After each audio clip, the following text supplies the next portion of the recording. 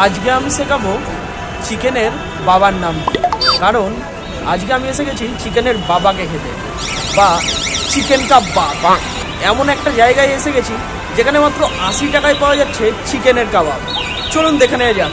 জায়গাটা বাগুইয়াটি বাস স্ট্যান্ডের একদম কাছে, বাগুইয়াটি কাবাব সেন্টার। এখানে 80 টাকাতেই পাওয়া যায় চিকেনের বাবা।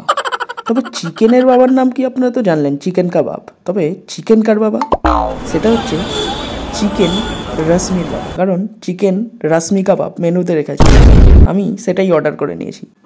হ্যাঁ, সাইজ একটু ছোট মনে হবেই, তবে 80 টাকায় 6 পিস অনুযায়ী ঠিকই রয়েছে। সাথে টেস্টটাও খেয়ে দেখলাম দুর্দান্ত ছিল।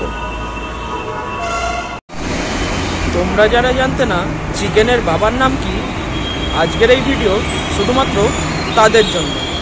আজকের ক্লাস এখানেই শেষ।